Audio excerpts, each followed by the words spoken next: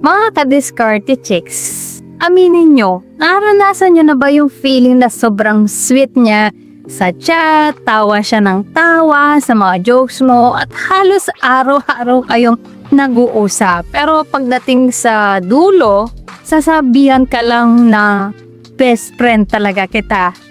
Aray, di ba? Sobrang nakakalito kasi minsan manipis lang ang linya sa pagitan ng pagiging friendly at pagiging interesado.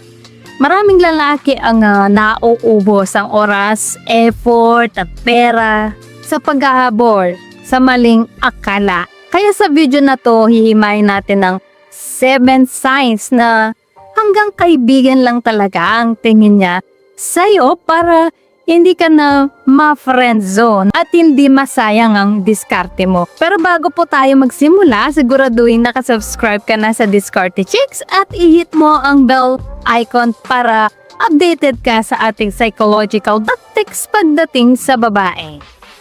So sign number 1, siya ang master of group hangouts. Kapag niyaya mo siyang lumabas, lagi siyang nagtatanong ng sino pang kasama o kaya bigla siyang magsasama ng tropa. Ang babaeng interesado sa'yo gagawa ng paraan para maging solo ang time nyo. Kung ayaw niyang makipag-date ng kayong dalawa lang, sign yan na safe zone ang turing niya sa'yo. So sign number 2, the wing women energy. Ito ang pinaka masakit. Binubugaw ka ba niya sa ibang babae o kaya nagtatanong siya kung type ka ng isang babae. Hindi niya ipapahalata na gusto niyang mapunta ka sa iba. Ang wing women ay para sa tropa lang. So sign number 3, sobrang bukas sa girls o boys stuff. Ito ay ayon sa psychology, ang babaeng may gusto sa'yo laging conscious sa itsura niya at sa kilos niya pag nandyan ka. Pero kung komportable siyang magkwento tungkol sa dumi, sa period niya o sa mga ex niya nang walang halong hiya, ibig sabihin hindi ka na niya tinitingnan bilang potential partner kundi bilang one of the boys. So sign number 4, ang bilis mag-reply pero walang mali siya. Mabilis nga mag-reply pero ang topic, puro problema niya. Ginagawa ka lang niyang emotional sponge. Ang interesadong babae magtatanong tungkol sa buhay mo, kung puro siya na lang, baka kailangan niya lang ng therapist, hindi boyfriend. So sign number 5, physical distance. Tignan mo ang body language kapag nagkatabi kayo. Lumalayo ba siya o lumalapit? Ang friendly na babae, okay lang na magkadikit ang balikat nyo pero walang tensyon. Ang interesadong babae may kasamang eye contact at konting accidentally touch.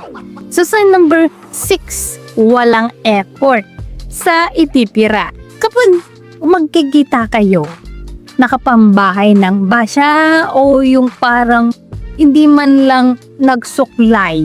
Kung hindi siya nag-e-effort, magmukhang maganda sa harap mo, hindi kanya sinusubukang i-impress. So sa number 7, laging busy pagdating sa date. Madaling kausap sa chat pero laging pagod o may gagawin pag iniyaya mo na. Remember, if she likes you, she will make time. If she doesn't, she will make excuses. So bakit nga ba may mga babaeng sobrang friendly pero wala palang balak? Dito pumapasok at tinatawag natin affiliation need. Gusto lang nila ng validation o kumpanya pero hindi ibig sabihin na romantic attraction na yon. Kaya mga ka-diskarte chicks, huwag kayong ma-fall sa nice girl trap. Minsan mabait lang talaga sila sa lahat at hindi ka special case. Ang tawag dyan ay misattribution of arousal. Akala mo yung kilig mo ay galing sa kanya pero galing lang pala sa sarili mong imahinasyon. Ngayong alam mo na ang mga signs, ang tanong, itutuloy mo pa ba o move on na? My advice, don't settle for crumbs. Kung ramdam mong friendly lang siya, bawasan mo ang attention mo. Tignan natin kung hahanapin ka niya. Kung nakatulong ang video na to, i-like mo at mag-comment ka sa baba. No more friend zone. Para malaman ko kung sino ang mga matatapang nating ka-discarte chicks dito. I-check mo rin ang previous video natin para mas lumakas ang diskarte mo. At syempre, bago tayo matapos, shoutout muna sa ating mga masugid na tagapanood na sina Federico Guerrero watching from the Lake District, UK. Eman Gosio watching from Zamboanga City. Jan Camberian watching from Misamis Occidental. Cirilo Sancho watching from Laguna. Reynaldo Camarillo, taga Bulacan. Gimiterio Bautista from Iran. June MacGyver ng Angeles City. Clark Benji Contreras ng Quezon Province. Delson Baldino from Dupux del Sur, Nueva Vizcaya. Wilmer Nolido ng Nueva Vizcaya. Felix Areja from Pulilan, Bulacan. Rodolfo Ovar ng Montalban, Rizal. Rizabal Rapsing, taga Bulacan. Enrique Capunpon ng Quezon City at kay James Rosanes from Alfonso, Tagaytay, Cavite. Guys, maraming salamat po sa support at panonood mga ka-discarte chicks. Dahil po sa inyo, patuloy at lalo po akong ginaganang gumawa ng mga content na makakatulong at makakaaliw. At para naman po sa mga hindi pa na-shoutout, gusto mong ma-shoutout sa next video, i-comment lang ang hashtag ka-discarte chicks at sabihin ko ng topic ang gusto mo pag-usapan natin next. Kung nagustuhan mo ang video na ito, ay huwag kalimutang mag-like, mag-subscribe, at i-share ito. So guys, this is Discarte Chicks, your love mentor, na laging nandito para sa mga diskarteng pag-ibig. Kita-kits sa next video. Maraming salamat sa panonood. Ingat kayo palagi. Let's spread love.